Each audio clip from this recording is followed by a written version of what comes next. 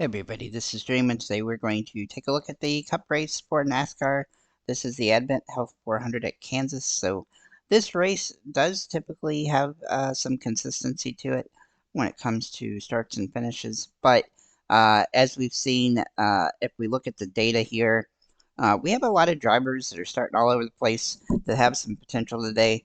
And yesterday's race definitely showcased an Xfinity race that there can be lots of movement in this one, especially because it's easy to get out of whack at this track. So with that said, let's go ahead and get into this race. We do have some good options across the board though, so this is nice today. And so there's a lot of different ways you can kind of build your lineup today. So pricing is also pretty interesting today, but I'll get into that as I go. We're going to start by looking at our top three drivers, and Hamlin, uh, Larson, and Reddick. Now, these three all have a very favorable history here, and they have all had wins in the past 6 races at this track. They've also all had several top fives and top tens, with, in fact, most of their races, with the exception of Reddick, all three of these guys have been in the top 10 or top 20 in just about all the races here. Um, both Hamlin and Larson both have 5 top 5s and 5 top 10s, and then 6 top 20s in the last 6 here, and they're the highest rated drivers at this track by a lot. Hamlin starting 14th is really solid. He's been really good so far this season, though he's been inconsistent. He has managed to get several wins, and he's going to be able to go for the win here as well, as he's been very good at this track in the past. Looking at Larson, he's also been very good here. Now he is starting up closer, and he's also been pretty good so far this year. He has a lot of upside in this race here, and so he definitely draws some good potential. He's also the highest rated driver at this track, so he definitely comes in as a great play. The same goes for Tyler Reddick. Now he's a little bit riskier today, but he has been more consistent lately. And his history at this track has led quite a few laps here, with 93 laps led in the last 6 races, and he's had 3 top 10s as long as a win. So I do think he's in play, but he's definitely a little bit riskier than the top 2 guys overall. Looking at the next group with William Byron and Martin Truex Jr. and Christopher Bell. So Byron is starting 36, which gives him a lot of maneuvering. He has 6 top 20s in the last 6 races here, so he's one of my favorite plays simply because of his starting position. Also, Hendrick has been extremely good this season. Now, he did have a rough race last week, but I do think that he's going to end up being at the front of this, as the race goes on, getting the top 10 or at least top 15, which with his starting position gives him a lot of room to maneuver.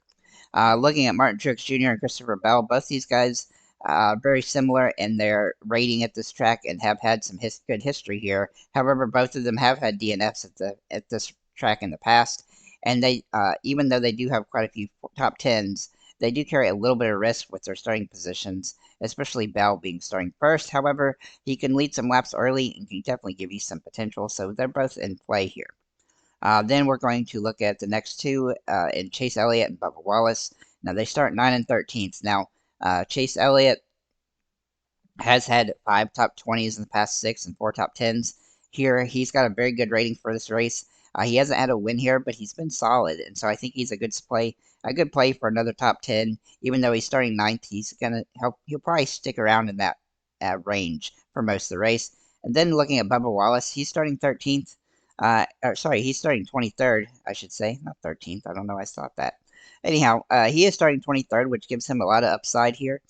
He has a win and 3 top 10s in the past 6. He's also led some laps at this track in the past, and he's got a pretty good rating for this one. I think he's a little bit risky, but his starting position definitely gives him some upside at this race. Though he's not a must play, he's definitely somebody that's somewhat interesting. Then we're going to look at the next option, and Ty Gibbs, and he's pretty avoidable. In his last 3 races here, he's had 1 top 20, and he's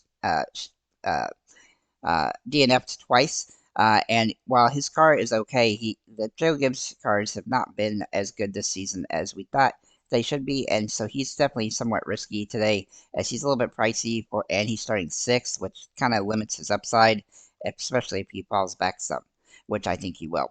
Looking at the next 3 group of drivers here with Chastain, Kyle Busch, and and Blaney. Now, Chastain and Busch both start in the top 10, and they both have a lot of upside in this track. They've been good here in the past. Chastain has 6 top 20s in the past 6 races here. and he's never DNF'd here. He's also starting second, which definitely hurts him a little bit here, but I do think he's a viable option. Kyle Busch is also very interesting today, as he's had a win here in the past 6 races. He's also had 3 top 10s and 2 top 5s, and he's led quite a few laps as well. Now, the concern here is that he in the other 3 races he hasn't been in the top 20, but this track and this car is going to be pretty solid for this one, so I think he's in play, but he's definitely a little risky. Looking at Ryan Blaney, he looks really interesting today. As he's starting 26, he's had 4 top 20s in the last 6 races. He did have one DNF, but he's managed to actually lead some laps as well, so he definitely looks like an interesting driver, and he's nicely priced today. And that starting position does give him some extra upside, and I think he'll try to maneuver up as he goes. Now, the next guy here we're going to look at is Joey Logano. Now, Logano is starting 11th, and he's kind of limited in his upside here, as he probably will be in the top 20, but I don't think he's going to move up too much from 11th, and that does kind of cap his positioning. But he is okay, but he's just very risky with his starting position and his lack of getting in the top 10 at this track over the last 6 races and such. Looking at the next 2 guys, and Alex Bowman and Brad Keselowski. Now they have the advantage of starting farther back, and Bowman has been in the top 20 on all the races he's had here in the last 5. He's also led a whole bunch of laps, and so he's got some maneuvering ability up. He's also had 3 top 10s in those last 5, so he really looks good. He's got a very high rating for this track, and I do like him as a good kind of a mid-price play, and so I'm going to mention him there. But Brad Keselowski does start far enough back that he's definitely worth a look. Now, RFK Racing has not been super solid so far this season, but he's had some good races, and so he definitely looks interesting today. He's had 5 top 20s the last 6 races here. He's also led some laps, and he definitely looks like a decent option on this track for the price point that he's at. I wish he was a little bit cheaper, but I think he draws good metrics for this game, for this race. I don't know why I said that. Anyway, for this race, and he does draw some good potential today, so he's definitely somebody I consider on this track. Looking at the next group of drivers, rather, Chris Buescher and Noah Gragson. I think both these guys are pretty avoidable today. Buescher does have a little bit of upside, but he doesn't have a ton because of starting position. And Gragson is starting up too high, and he's really not done much at this track in the past 3 races that he's been here. Looking at the next driver, and Suarez. Now, he starts far enough back. He's actually been in the top 20 in 5 of the past 6 races here, and he's got a really good driver rating for this track. He's also led laps. He has had some troubles this season, but he definitely looks interesting on the slate. He's risky, but he's definitely somebody I consider. Then we have about 5 guys: Briscoe, Josh Berry, Michael McDowell, Austin Cindric, and Ricky Stenhouse Jr. They really just have not shown much over the past few years to really make me like any of them at this track. Briscoe has had some top 20s, but that's about it. And none of these guys have super high ratings. In fact, the best rating of that group is Cindric, and he's starting 7th, and he's only had 2 top 20s in the past 5 races at this track. So it does seem pretty avoidable from that perspective. So then looking at the next group here with Austin Dillon, Ryan Preece, and Carson Hocevar.